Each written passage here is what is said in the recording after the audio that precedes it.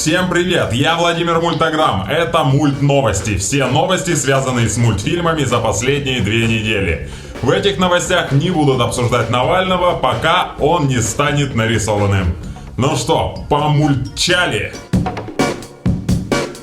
Nickelodeon анонсировал кукольный сериал «Варвар и тролль». Это не совсем мультфильм, а кукольное представление типа «Улицы Сезам», «Спокойной ночи, малыши» и «Шоу Маппетов». То есть у всех актеров есть рука в попе. Сериал расскажет о тролле, который мечтает стать знаменитым артистом, и девушке-варваре. То есть это не что иное, как экранизация истории кабаре-дуэта «Академия». Из сиквела космического джема, который выходит этим летом, вырезали персонажа Скунса ПП. Нарисованного зверька обвинили в харассменте, непристойном поведении и популяризации изнасилования. Да, правильно, вот скотина. Надо еще Тома из Тома и Джерри вырезать за бытовое насилие. Муану можно штрафануть за вождение транспортного средства без прав. Ну и Чебурашку надо депортировать, он же нелегал из коробки с апельсинами. «Конь Юлий и большие скачки» стал самым просматриваемым мультфильмом на Кинопоиск HD в феврале. Хоть я и давно уже не являюсь поклонником богатырей от мельницы, готов признать, что конь у них получился действительно хороший. Ну и вообще он вышел на бесплатной платформе, а как говорится, дареному коню и в зубы. Телеканал Fox продлил «Симпсонов» еще на 2 сезона. Они уже выходят 32 года подряд, без перерывов. Они уже вошли в книгу рекордов Гиннесса как самый продолжительный сериал, выходивший в прайм-тайм. Дольше «Симпсонов» только сериал «Доктор Кто», выходящий на экраны уже 57 лет, 63 года. И сериал «Универ», который выходит с 2006, но по ощущениям с начала времен. Санкт-Петербург продолжает бороться с аниме. Председатель комитета по образованию города полагает, что если ребенок постит в соцсетях кадры из аниме, следует привлечь психолога или социального педагога. Мне кажется, что если председатель комитета по образованию предлагает подобные законы, то для него нужно привлечь психолога или социального педагога. 4 марта на большие экраны вышел очередной шедевр Диснея «Рая и последний дракон». Я сходил, делюсь впечатлениями. Это просто невероятный мультфильм.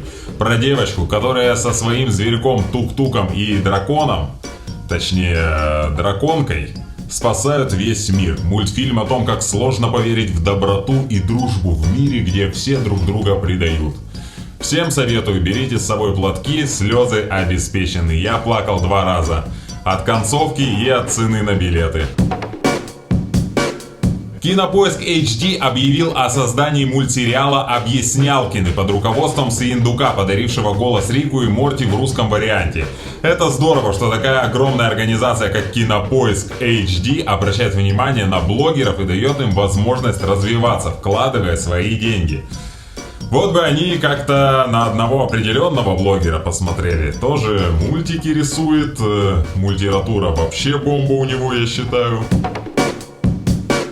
Компания Sony Pictures запускает работу над мультфильмом K-pop Monster Hunters про молодых девушек, которые пытаются совмещать учебу в школе, музыкальные достижения в жанре K-pop и охоту на демонов.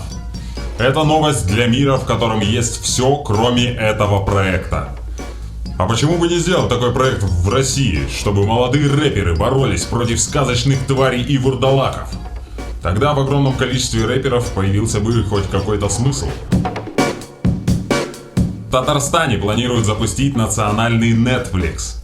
На новом татариминговом сервисе будут показываться национальные фильмы, спектакли и мультики студии Татарфильм.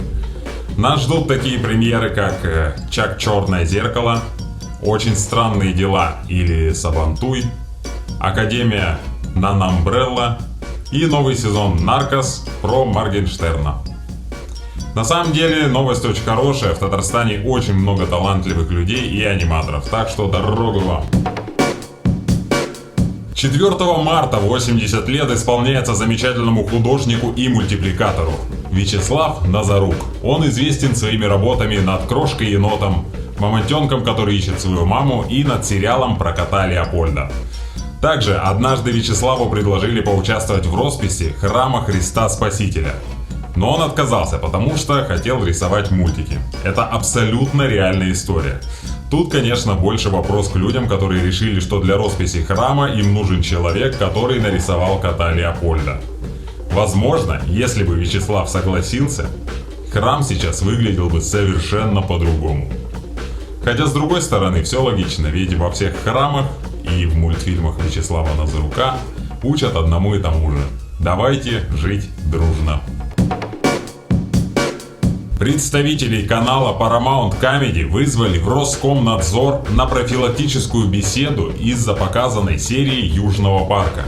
В эпизоде нашли сцены, которые способствуют формированию в обществе представлений о соответствии социальным нормам интимных отношений между совершенно и несовершеннолетними лицами. Хорошо, что Роскомнадзор так качественно бдит все телевидение, чтобы у нас там ничего лишнего не сформировалось. Занимаются нужным делом. Я прям чувствую себя защищенным. Сколько же человек у них там работает, что они даже до Paramount Comedy долистали. Кстати, у Южного парка недавно вышла новая часовая серия, посвященная вакцинации от ковида. Всем советую посмотреть, там и смешно, и остро, и даже немного грустно. Создатели, как всегда, молодцы. В нашей рубрике «Мультограмм» я делюсь с вами прикольными аккаунтами в соцсетях разных художников. Сегодня я бы хотел обратить ваше внимание на Тома Мура. Он в своем аккаунте поделился эскизами и гайдами к мультфильму «Легенда о волках», который совсем недавно вышел на платформе Apple TV+. Выглядит завораживающе. Всем мульт до свидания!